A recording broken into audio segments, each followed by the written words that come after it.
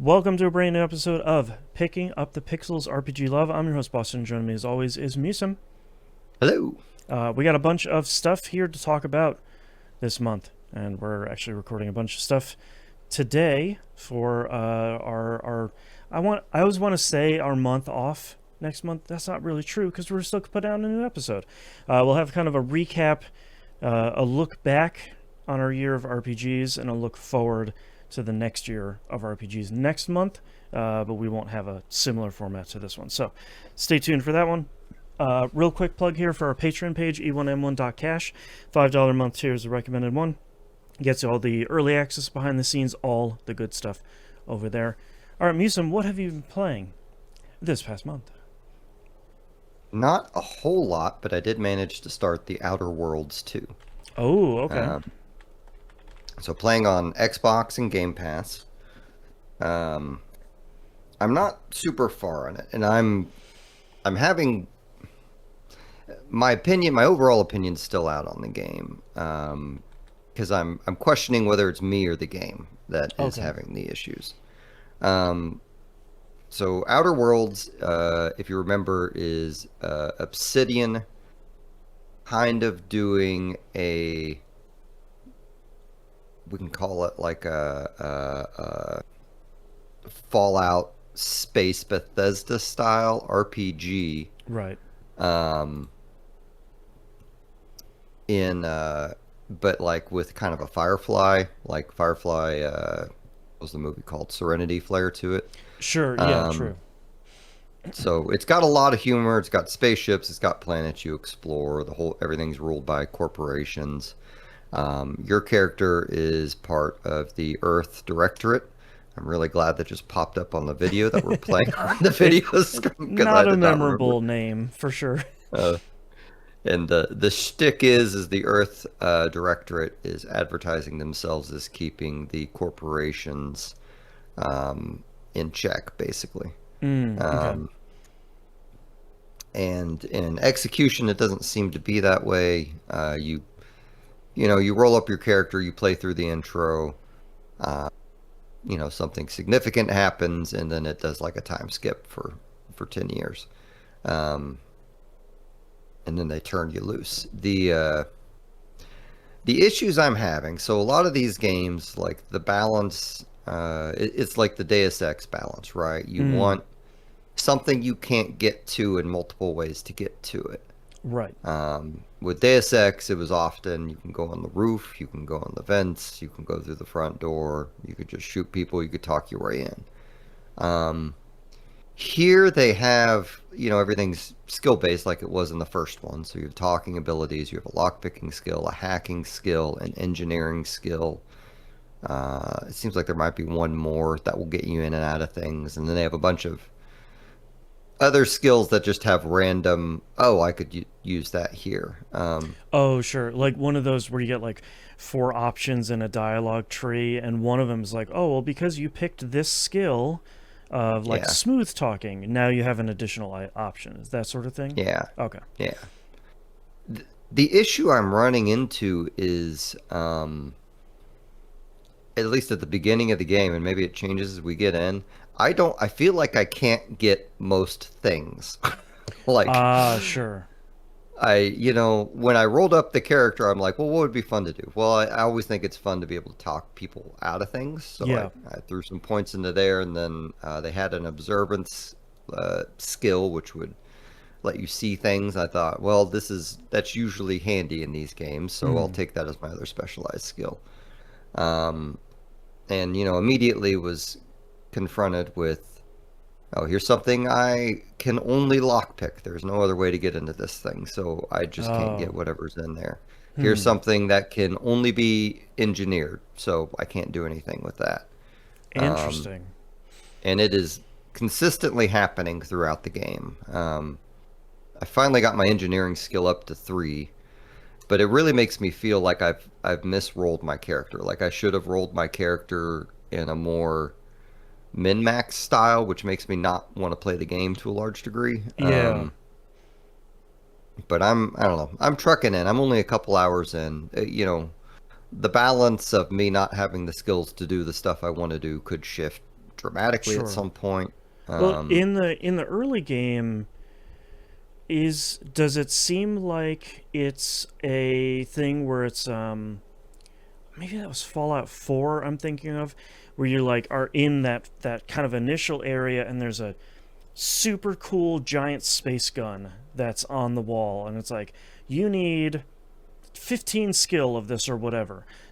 And you're like, okay, well, I'm gonna remember where this is because as soon as I get that, I'm coming back to get this super cool thing that you kind of can't get at the beginning, sort of naturally.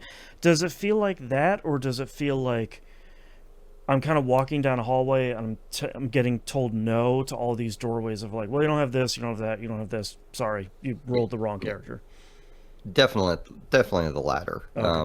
They do like on your spaceship, you'll find these locked boxes that you put there that definitely have the you're going to eventually get the skills to open this, which are going to give you whatever these benefits are. I think Oh, those are okay. specific actually to your robot companion.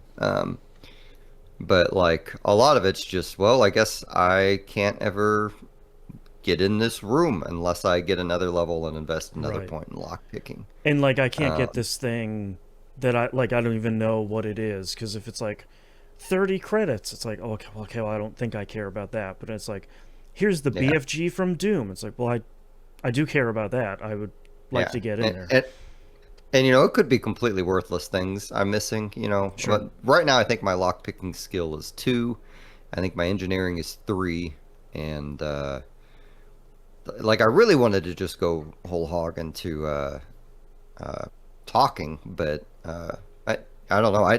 I'm really having a hard time gauging how fast I'm going to level up, how many of these points Right. I'm going to have, what I can do, and I'm sure it'll open up as we go. But at the beginning, it feels very like it feels like the developers want everyone to feel like their skill that they chose is useful, but they've only made 1 or 2 instances of that per Right. skill, and there are like 10 or 15 skills, so Right. you're like, well, there's you can only specialize in 2 things unless you take a certain perk, which will let you specialize in a third thing at a cost. Mm-hmm.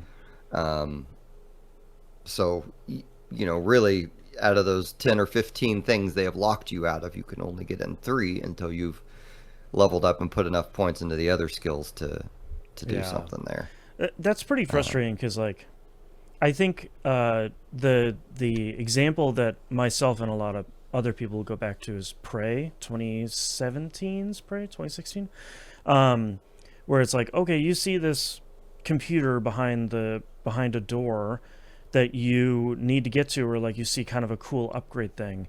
How are you going to get in there? And it, as people are poking at it and trying stuff, it's like oh well, you can use the glue gun to get up there and there's a secret entrance on the top and there's like 3 ways to get in the door and there's a thing to get through the gate and there's this other thing like you kind of depending on your loadout there's a really good possibility that you can get into that place to get the rewards and kind of the rewards you can see because half of the thing like you said is like okay if I can't see the rewards maybe it's not anything good. Maybe it's like one healing tin of yeah, space tuna. Like I don't care about that.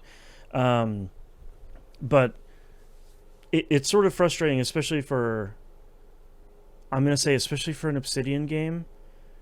It feels like that's the one studio where I have that expectation of like, okay, you ran into this first door, you ran into this first conversation, and there's like 7 different ways to talk a person into doing what you're doing or to kind of get around them in some other way like for that not to happen feels a little bit like it's a bummer and if on the inverse if that is something that can happen and the game isn't telling you explicitly enough at the beginning that's also frustrating for kind of a different reason. yeah. It's I- it's always been like an issue.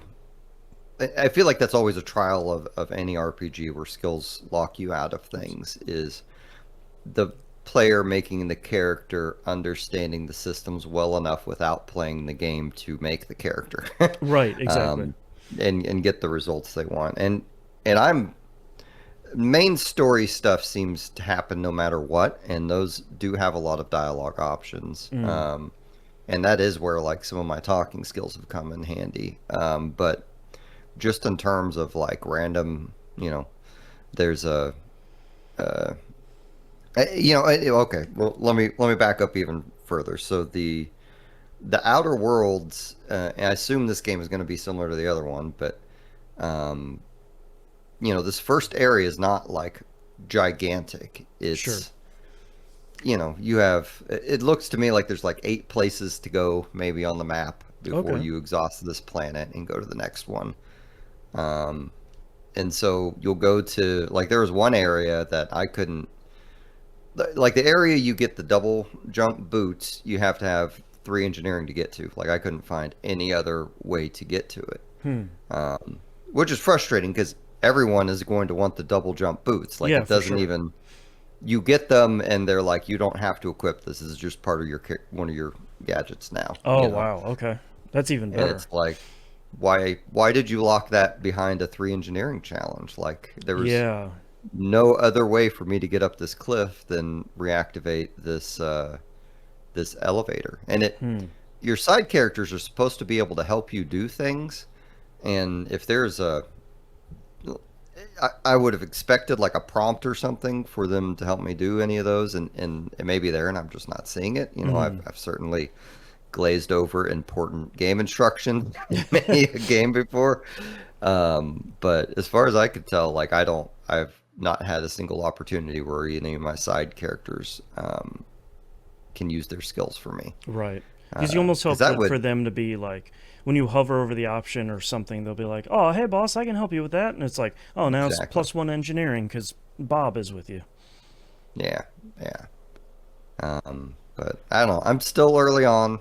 I've like the opening mission is probably like an hour, if that, and then the opening planet. Like there's a lot to run around and do, but you're gonna just constantly find yourself locked out of things, and then you'll level up, and then you have to really focus on leveling up in such a way that will let you access these other doors and areas. Right.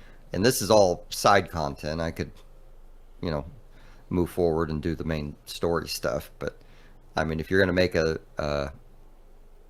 Bethesda style open world game, like you, you want to wander, you want to go do weird Yeah. things, you want to be like, oh, that looks weird over there. Let's go find out what it is. Yeah, I want to see if there's like a back way up the cliff to the double jump boots that maybe is completely trapped and full of like enemies that are a little bit higher than me, but I can fight it out and I can disarm the traps along the way. And maybe it'll take me an hour instead of 5 minutes, but I can still get there and still get that stuff.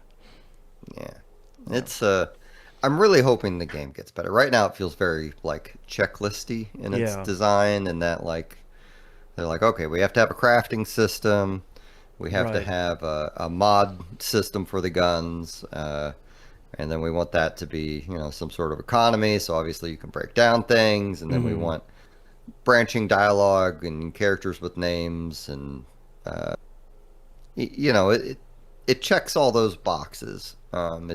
It's not gelling for me yet. Right. And did you enjoy the first one? I don't remember. I loved the first Okay. game. Yeah, I loved it a lot too.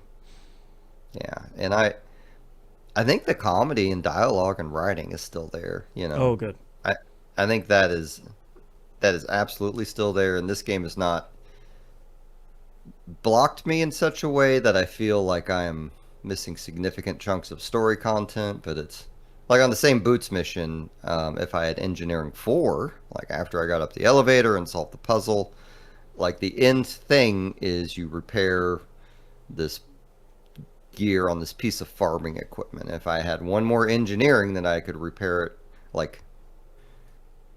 Like if you only have the engineering that you got you up there, then you can find the part and you can repair it enough that it will save the people you're trying to save, but the machine will be broken afterwards. But if I had one more Ah. point in engineering, I'd be able to save the machine too.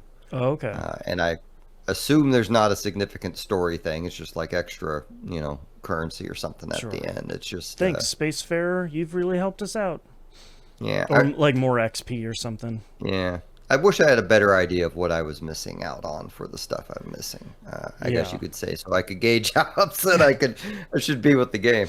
Well, Um, and sometimes RPGs like this will go out of their way to say, okay, if you had one more point of engineering, you'd get 20 more XP by selecting this option, or you'd get yeah, uh, a, a, a new skill or a piece of gear or something. You know, they're very explicit about that. And some yeah, games, I understand why they don't do it, because I'm sure it's kind of taking people out of the narrative a little bit. But sometimes the games don't do that. It's sort of like, okay, but like, am I gonna get a new companion by fixing this farming machine, or am I just getting 20 XP? Like, yeah, what's the difference here? Without like heading to a wiki, which I'd never want to do. yeah, yeah. And I'm pretty determined not to look anything up for this game and just play it as is. Like Mm, I don't have the time or the willpower in me to min max this stuff anymore. And if it yeah, changes my mind, it absolutely would not be the first Obsidian game where the first 4 to 6 hours are kind of rough, yeah, and then very true. it turns into like game of the year. Yeah, So I still have lots of hopes. I'm a little sad that I'm leaving this game on kind of a negative note for the year, but I'm gonna keep giving it a try. Like yeah. I think a lot of the character customization stuff is fun. I think a lot of the backgrounds are really fun. Um, the background I chose for my character was like archaeologist, and Ooh, the description very much had like an Indiana Jones feel to it. okay, You're like a professor, ex-professor of archaeology, so some people will hold it against you that you're book smart, and right. you get lots of really silly educational quips you can bust out on people. That's pretty cool. Um, so I enjoy that, and so far the side characters seem pretty interesting. They do. At the moment, I only have one side character from the 10-year jump. I don't know if I'm going to get the rest or not. Hmm. I might. It very much could be because they introduce you to an entire crew at the beginning of the game, and then the 10-year jump happens, and you have no idea where any of them are. That's kind And of so fun. it's yeah, like the first guy you find was a rookie before, and now he's like all like, well, I don't want to give stuff away. A grizzled war vet. Yes, okay, Yeah. you're gonna guess it anyway. But that's kind of fun It's because like you want to see 10 yeah, years is a really long time, so you kind of want to see the jump yeah, there. yeah. The let's see, the big bad in this game so far, and they're very much making you question who's the real bad guy from the start, is well, really two factions. One is the Protectorate, who is at war with it's not anti Cleo anymore. It's anti um oh crap. Okay, so anti Cleo merged with another company for the first game, Oh, the right. Spacer's Choice, anti Cleo and Yes. Spacer's Choice. So Right. now it's Anti's Choice, I want to say. Okay. Um, But it's still the so that like capitalistic nightmare giant yes, corporation sort of thing.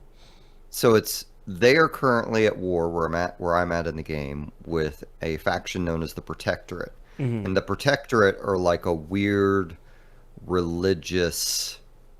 Um, everyone work like I don't want to get political, but okay, we'll say this. If imagine what Republicans think communists are, and that is what the Protectorate is. Oh, okay. Sure. So this like outsized caricature of communism. Yes, Gotcha. it's this.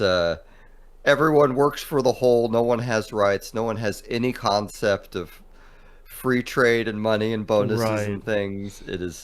It's pretty over the top, but and if you get out of line, then they have a what they call a mental refreshment Oh no. process that they do to you. That they I don't know what it is yet, but it's probably It sounds somewhere in the bad. area. Yeah, scrambling your brain somehow. I forget Yeah. what it was they used to do to people back in the day where they lobotomize. That's the word I'm looking Right. for. Um, but anyway, so those two are at war, and at the same time, villain in the game, the through line is oh, I forget what the faction's called, but they're people who see the future in math equations. So they're always talking about like the great equation. Oh, interesting. Um, and one of them has decided they know what's happening, so they are committing acts of terrorism kind of deal, Mm, to make it happen, and you're after that person. that's pretty Um, interesting. so I think they have a lot of good setup, and I'm really, Obsidian does factions better than everyone. True. So I am definitely curious on that aspect of the game. Yeah. Once I get over, you know, the mechanics, like I said, is the mechanics the word for it? Because like the shooting's still good. The shooting and movement and all that is Right. still good. Um, Well, it's also that it, Obsidian thing of like, boy, those first two planets sucked, but man, that third planet and on, all of those were killer. Like, you just got to get through. It's like half of the TV shows where it's like, just get through season one. It's fine. You need to know the characters and stuff, but it all kind of sucks. But boy, season yeah, two, it really like you got to get to that first really good Obsidian planet, and you're like, oh, okay, now that I got to Hearth Snacks 14. Whew, that was the good one. The one with the two factions. Oh man, that was the great one. yeah, yeah. It's I look forward to where it goes. I wish I Hmm. was more excited about it, but I know I'll get there, Yeah, like to some degree. And if not, at minimum, I will enjoy the story and the world. right. If I have to start over, I'm gonna be mad, but Yeah, exactly. I'll get over it. But so Yeah. that is all I've been playing. All right. So awesome. How about you? I played a couple of things that aren't necessarily RPGs, but were kind of it's all things we cover on the show. Really quickly, I do want to talk about Halls of Torment. Um, Mhm. the PS5 and Series console versions came out recently. I picked this up on PS5. It is on Game Pass as well. We haven't talked about this game for a little bit on the show, but if you haven't seen it, it is a bullet heaven game, but it's styled like um, Diablo 1 and 2. It has that very kind of like crunchy, VGA kind of quality to it. It's isometric. It is really great about doing auto aim and auto fire as well. Otherwise, it's kind of a twin stick bullet heaven game. Um, and I gotta say, it's all right there. It was $10, which is the PC version. I think is usually $6.66. So this was $10, which is still an incredibly great value for how much is in this game. They also had a piece of DLC, which I'm going to assume is out on PC as well, called the Boglands, something like that, for about $3. Comes with 2 new characters and 1 new stage, which for $3, like that's a steal for this game. Um, and I gotta say, I Was not played. aware of that. I have to go get that. Yeah, I is one of those things of like, okay, well, like even if I don't play it, I should probably support the developers. Um, I played, I think it was a little over 3 hours in my first session here because I streamed it on my on Twitch, um, and I had a blast. I unlocked the square grid pretty quickly. Was remembering about the like do this optional thing in a stage to get an item that nerfs the boss in some sort of way. So that was fun, kind of remembering how to do those. Of like, oh yeah, I gotta follow the blood trail to 2 halves of this ring, and when I put them together, the boss loses like half of their health. Um, my only issue that I ran into, and it seems like they've already put out at least 2 patches for the console version, was it hard crashed in the middle of one run. I only had one Mm. crash in the first 3 hours, but I did lose that run, which is kind of a bummer. There's no like saving in the middle of a run, and I think I had like 11 or 12 minutes left in the run or something, and it just completely ate that run. So that was frustrating, but in a lot of these larger bullet heaven games, one run isn't really going to make the difference between anything. It's usually, one run of 300 that you're gonna do. So that wasn't anything too bad. So Halls of Torment is really great. I have played it on PC and really, really enjoyed it over there. And then I have also played it here on PS5. I've heard the Series console version is good as well. So really recommend that. I talked about it during the stream, and we've talked about it on the show too, that I think if you're interested in bullet heaven games, or you've played like Vampire Survivors, or you've played maybe the next bullet heaven game that I'm going to talk about here in a second, if you played those and you're kind of interested in the next step, I think Halls of Torment is really good. There's a lot of game in here. I think it's a little bit more difficult too at the beginning than some of the other games, or if you're looking for something that's maybe a little bit more of a challenge. I kind of forgot at the beginning of Halls of Torment that every enemy in the game, even like small slimes or your usual skeleton with a sword, they can do quite a bit of damage if they kind of catch you unaware. That these couple of games, Spear Hunters, Infinite Horde, there's a whole bunch of really, really great bullet heavens for you to check out. Next up here, I have Deep Rock Galactic Survivor. Playing a lot more of this game. Again, is another bullet heaven game. This is from in the Deep Rock Galactic universe, but it is single player. It's not co-op like the regular Deep Rock Galactic game. But this one is proving to maybe be a little bit more difficult than I was expecting. Every time you... So, there are 5 levels in each kind of area. And when you clear out... Each level has 3 objectives in it, sort of main objectives. When you clear out X number of objectives per those 5 level groupings, you can then open a gate. And a gate is like a really hard challenge that will give you sort of a specific set of requirements. And they'll be like, okay, well, you're going to go do this level and it's going to be the normal 5 floors, but you're not going to have a mini map for most of it. Or the enemies are going to have 50% more health than they used to have. It's been interesting to see that clearing out each one of those gates has been a significant difficulty jump. It's not impossible. It isn't.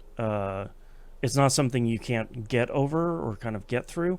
But it is showing that you do need to kind of focus on the meta progression stuff. Not only like I've collected a bunch of materials through mining during a run, but there's also a bunch of different masteries you can do. So every weapon you can level up to level 18. Every 6 levels during a run. Every 6 levels you can pick what the game calls an overclock. It's essentially like a bonus kind of modifier on top of the weapon. So it'll be like the clip will double in size, but you reload slower. Or if it's a turret, now your turrets have treads on them, so they kind of follow you around. When you level a weapon up to 18 and clear a run, then you can do a mastery. And really early on, it's like, well, I don't know if these seem that great, because you have to clear 3 levels of a run, but only with that specific weapon. You can't pick up any additional weapons. But then it turns out the very first one you clear, you get a 12% damage bonus for that weapon permanently unlocked. So every time you pick that weapon up for the rest of the game, the rest of the time you're playing this game, you just have an additional 12% damage. And that stuff, combined with all of the meta progression stuff you're doing, really, really makes a difference. And then you start unlocking like biome mastery, so you're getting bonuses for a specific biome. You get class mastery, so you're doing a specific upgrade for that class, and that sort of stuff. And that really does help a lot. It's kind of interesting to see investing in that stuff long term, and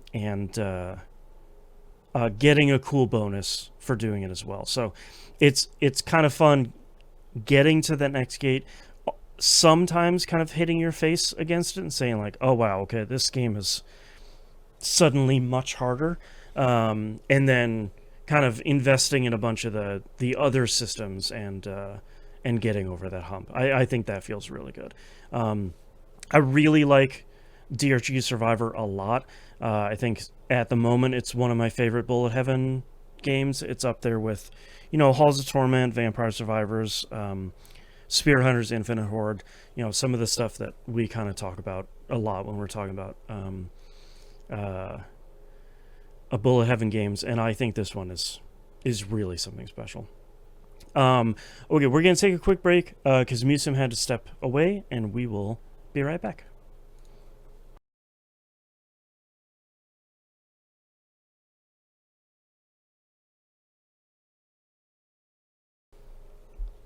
Okie doke, we're back. Last game I have to talk about here.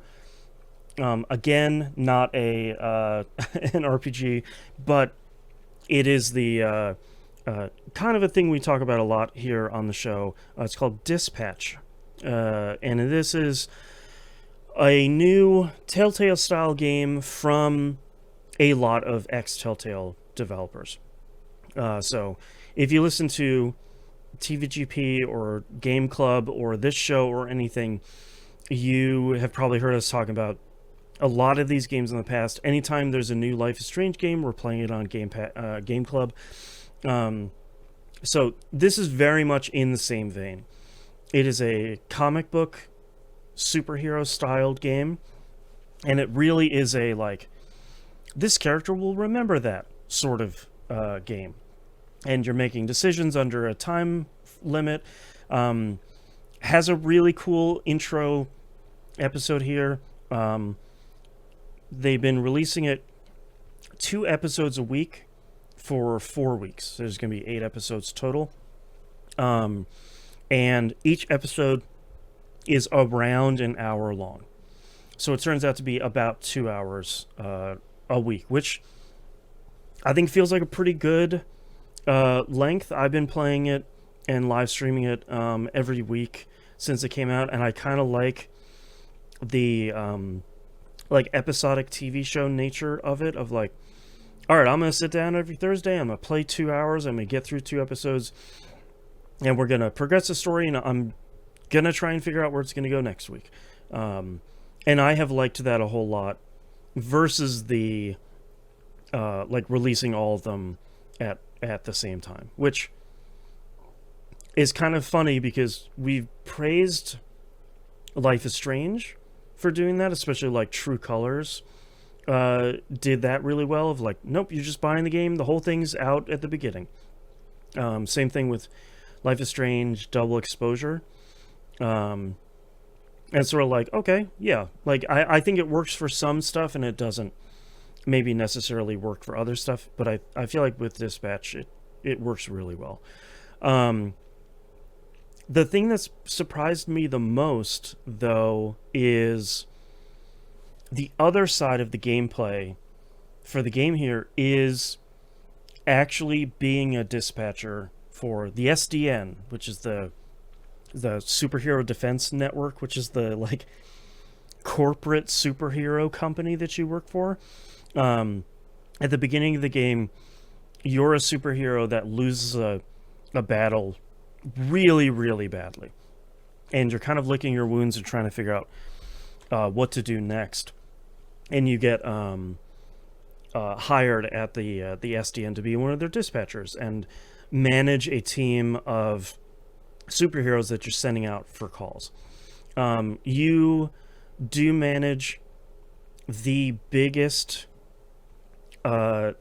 team of screw-ups possible. You actually, it's called Project Phoenix, but everybody calls them the Z Squad. They used to be supervillains, and now they've gotten hired at the SDN to kind of clean up their image and do good works. So you are the dispatcher for this lovable team of garbage superheroes, which has been really great. But with the actual dispatch stuff turns out to be is it then turns out to be this is the police, which that's cool. Is a game we really liked before, which is like a bunch of jobs are going to pop up on this map. You have X number of superheroes with their own kind of strengths and weaknesses, and you're leveling them up as you go through. And they have their own superpowers that kind of maybe don't play necessarily nicely with another heroes, or they do play nicely with another heroes. And you're just sending out all of these heroes and trying to complete as many of these jobs as you can. Very much in the same way that you did with This Is the Police, of like, cool, 10 calls came in and you have 8 superheroes. What are you going to do? Or like 3 calls came in that all need like 3 superheroes at the same time. What are you going to do? And that stuff has worked really, really well. And I think it's very cool to kind of have your roster of superheroes that you're building, you're fostering, you're leveling up, and you're discovering kind of natural duos with other characters, and you're sort of working around how the superheroes work in the field. Like one of the first superheroes you get is Sonar. He's a bat guy. It's basically like from the neck down is a guy, and then his head is just a bat. But every time he goes out on a job, he switches between like a human form and then a fully bat form. So you send him out in a human form in one job. When he comes back and rests, next time he goes out, he's just going to be a full bat. So he's kind of switching between 2 different sets of abilities and strengths as you're sending him out and as he's coming back. Makes me think of that GameCube Fire Emblem game. Yeah. Animal people. Yeah. Anyway. The other thing too that I think is really interesting about the dispatch stuff is they were starting to do this a little bit with like This Is the Police too, but I feel like not necessarily to the same extent they're doing it here. But you're seeing a lot more of the storyline stuff reflected in the dispatch part of the game in this one. So, for example, at the beginning of, I think it's episode 3, this isn't really a spoiler, but you get introduced to this giant list, ranking list that's on the wall. And the like superheroes at the top, they're like in the hundreds of thousands of points because they're going out, they're doing a job, and they're doing it really well, and they're accruing points over time. And what your boss tells you is, hey man, whoever's at the bottom of the list, which is definitely going to be someone on your team, they're getting fired. Because we're doing stacked ranking, and the person at the bottom has to go. And it's going to be one of the 8 idiots on your team, because they are all the worst. And it's like, they are the worst, but I love them, so I don't want to fire anybody. So, as you're going through that day, where the team learns that, all of your team members that you're sending out on jobs together are messing with each other. So, you send out 2 people, and then you suddenly see the 2 icons diverge on the map because one of them like push the other person into another dimension, and now they're going to go clear the job by themselves so that they can get the points, and then the other person loses the points. So like the whole day, one job after another is getting messed up because they can't stop screwing with each other in a way that like they don't realize would benefit everybody if everything worked out well. So it's kind of cool to see that sort of like back and forth between the storyline stuff and the dispatching stuff, kind of feeding each other and working hand in hand. I do have to say, if anyone hasn't seen footage of this game, it looks incredible. They really have managed to capture this really cool comic style. It runs incredibly well, very, very smoothly. It has some of the best voices in the biz for this game too. Aaron Paul is the main character guy. Laura Bailey is in the game as well. And then seemingly everybody from Critical Role is in this game. The game is actually, I think the loading screen says it's like brought to you in conjunction by Critical Role. So like, if you're a fan of their shows, a bunch of people from there are probably going to show up in this game. And they all do a really great job. I think I'm pretty impressed by everything that's been in this game so far. So I think it's super great. I think if you have liked any Telltale stuff, I think you kind of know what this game is going to be. I don't mean that in a negative way, just sort of like, you know, there's going to be a bunch of decisions you have to make, and you can see where the storyline is going to diverge, and there's a lot of like, Invisigal will remember that, and that sort of thing, or like the Z team will remember that, and there's a lot of really tough decisions you have to make at the end of a bunch of the episodes, you know, that sort of thing. The thing that I genuinely kind of eat up in general. Go ahead. Oh, I just sorry, I've been trying to find this and add it to my wish lists. Mm-hmm. At the very beginning, you said how it was releasing. Is the whole thing out, or are they still on weekly episodes? They're still on weekly episodes. The first 6 episodes are out right now. The last 2 episodes are coming out on Thursday. Okay. So it'll be out in totality here. Yeah, this game sounds amazing. It's really cool, and like, I knew it had me from the beginning because like I'm just a sucker for this kind of like modern adventure game sort of thing. But it also does that thing in the credits where it's like, oh, you and 73% of people made this decision over the other one. I have had, which I genuinely love, but I also did have one decision where it let me know that me and less than 1% of other people made this specific decision. I was like, less than what? What are you talking about? So yeah, Dispatch is really, really great. I think it looks cool. It sounds great. All of the acting is really great. So far, all of the decisions have been really great. I have made a string of fairly serious decisions here in the game that seems to have kind of like the storyline has diverged pretty quickly in a way that I'd be pretty happy to go play through it again and be like, okay, if I make these other decisions, what the heck does the rest of the game look like? Like, that's I kind of, in, I think it's episode 3 or episode 4, or maybe it's kind of between the two of them, you make a bunch of decisions about, like, are you going to do this with this person or that person? Are you going to do this with this guy or that guy? And one of the decisions I've made, I haven't seen that other person for a really long time.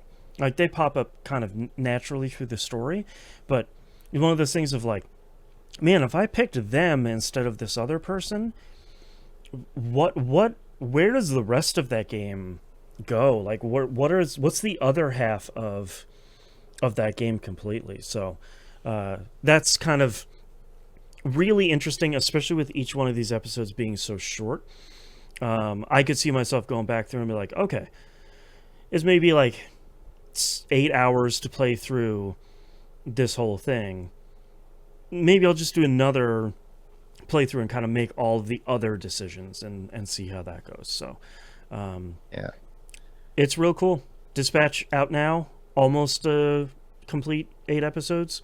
And I've been having a blast. I'd love to talk about some of the later story stuff, but a lot of that is not only a big spoiler, but also like I kind of don't know how much of the direction of the game is dictated by the decisions I'm making. So like, is the stuff that I'm dealing with right now completely different from someone else's gameplay or playthrough because of how it looks for me? I sort of don't know.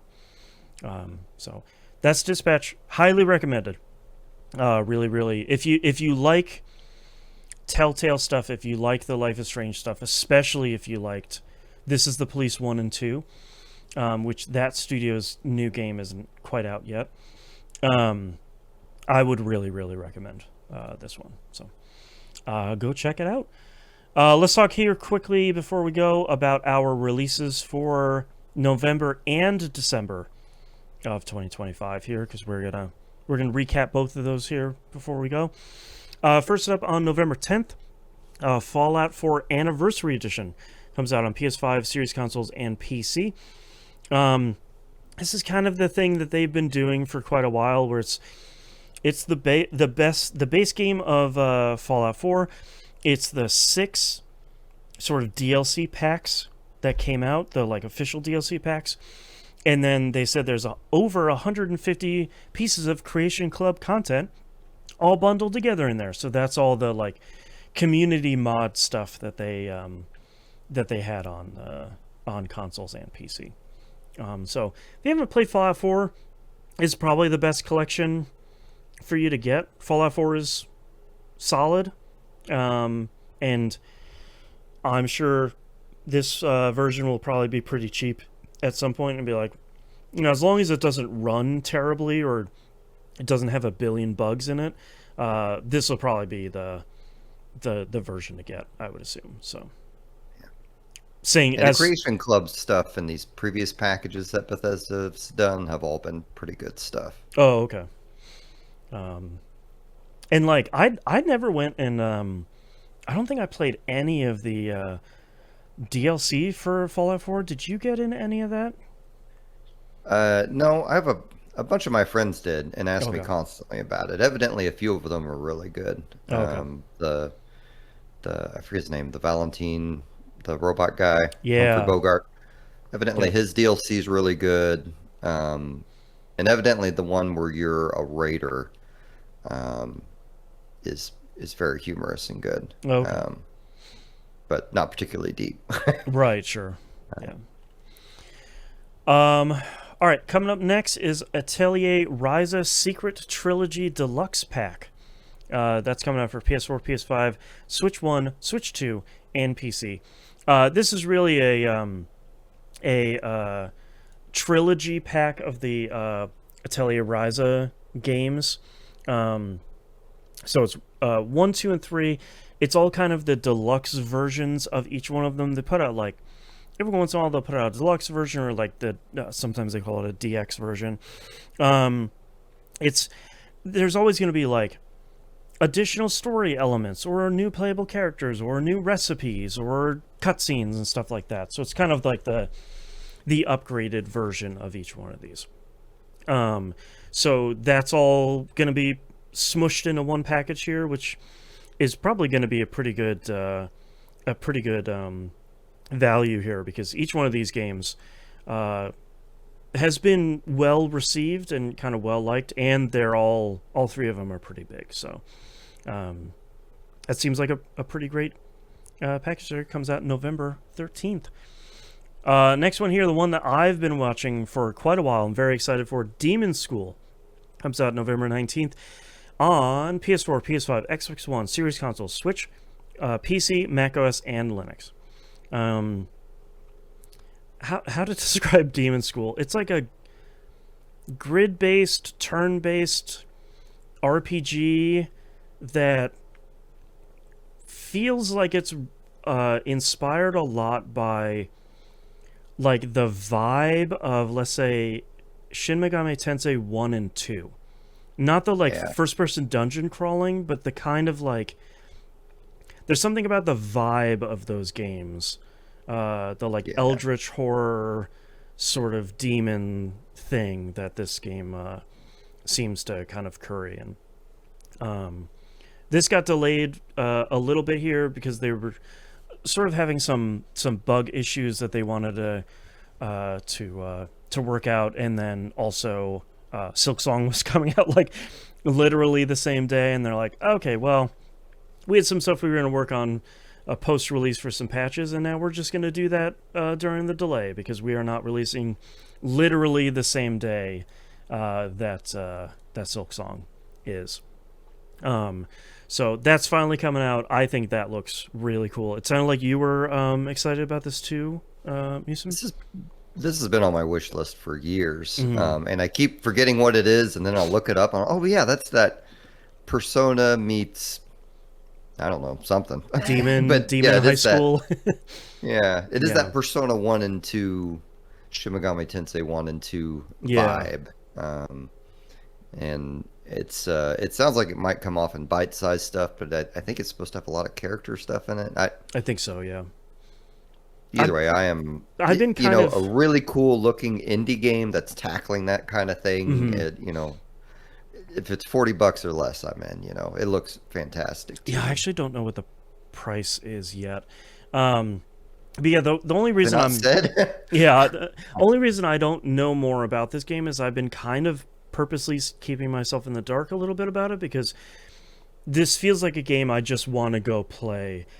I'm definitely going to stream this on my Twitch channel, twitch.tv/JanstonPlays, because I think this will be a cool one to discover live. Yeah, that sounds like a great idea. Yeah. Seems really great. Coming out December 19th. Or November 19th. Sorry, November 19th. Moving on to December. I got 2 games here. Technically 4, but Octopath Traveler 0 comes out December 4th on PS4, PS5, Series Consoles, Switch, Switch 2, and PC. Octopath Traveler 0 is a little weird. So, there was that mobile game called Octopath Traveler Champions of the Continent, if I remember correctly. I just remember COTC being the thing that people really loved. And Square Enix kind of handed that game off to a different development studio and said, like, okay, this Octopath Traveler game is kind of yours. And then a couple months later said, by the way, we're making a new Octopath Traveler game. And it's actually just an offline single-player version of that game.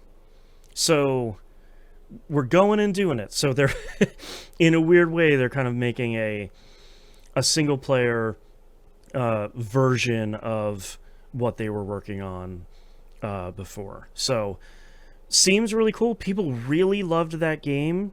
I think in some cases, despite the kind of gacha nature of it. So I'm really curious to see what this game turns out to be without the kind of pulling on banners and gacha and giving all your money to it, that sort of thing. So we'll see. It seems like a lot of people are going to pick this up because they're pretty excited for it to be not a mobile nightmare sort of thing. So, actually, Yusuf just added one more. So our second to last game here, technically 3 games: Yakuza 0 Director's Cut, Yakuza Kiwami, and Yakuza Kiwami 2 are all coming out for PS5 and Series consoles. You might say, hey, Boston, those last 2 are already available on PS4 and Xbox One. And I would say they absolutely are. And now they're coming out with a new version, which contains some enhancements that they seem to not be interested in telling about because it's Sega. Yakuza Kiwami 2 never got a PS4 Pro patch and never ran at 60 frames. So I'm hoping that at least that improvement will be in there. That's the one I've been really looking to see if I can get any level of confirmation on and haven't been able to. The big thing that Sega has really been talking about is they're adding, I think it's like 5 or 6 languages to Kiwami 1 and 2. So if you want to hear I think Italian was one of the languages. So they have a bunch of additional languages in there, which is really great. And Yakuza 0 Director's Cut, that's been out on Switch for a little bit here. I think if you have maybe played Yakuza 0 already, you don't need to check out this new version because you can just watch the new cutscenes on YouTube, and I think you'll be okay. So those are coming out. Again, if you haven't played those games before, 0 is a really great place to start here. And kind of my recommendation for the place to start overall. And then, Musum, you added a game here called Kingdom of Night that comes out on PC on December 2nd here, 2025. What's the deal with this one? Okay, so this is, I guess, first off, full disclosure, this was a game I helped kickstart for $40 in 2017. Oh, wow. I did not think this was ever coming out, and the developer a couple years ago started posting development updates. And so this is Diablo meets Stranger Things is kind of the pitch for this. So you're kind of a bunch of kids in an 80s, it's got a 80s retro kind of visual theme to it, not unlike Demon's School, just completely different gameplay. But I don't know a ton about it, but I'm excited to find out just because I like the idea of like a modern style Diablo with kids fighting the forces of darkness while they're in high school and going to sewers and classes and stuff for that. That never gets old. Yes. Yeah. And they just announced the release date for it, like, I think this week, something like that. Okay. And man, another cool thing. So back when I kickstarted this, I was playing all my handheld games on Switch. Mm-hmm. And that was before my Switch just stopped being playable in handheld mode. Right. No matter how many times I replaced the Joy-Cons, it just didn't happen. And they recently made a post, hey, if you don't want to wait for the console ports, message us and we might give you a Steam key. So I messaged them and they gave me a Steam key. That's great. Steam Deck. Yeah. That's great. Play it now. Like I'd love to have a Switch too, but the money's not in the card for me these days. Mm-hmm. I'm in fear of next generation consoles. I don't understand how I'm going to afford anything, but anyway, this game might be terrible. It might be great. I don't know, but I bet it's like, they don't have a price on it yet, but I bet it's going to be like $20 or something. Yeah, the trailer here calls it a 80s themed isometric action RPG. Hunt down nightmarish demons and save the town of Miami, Arizona in Kingdom of Night, a blend of coming of age drama, cosmic horror, and true love. So that seems cool. That's Kingdom of Night, available on December 2nd on PC. So check that out.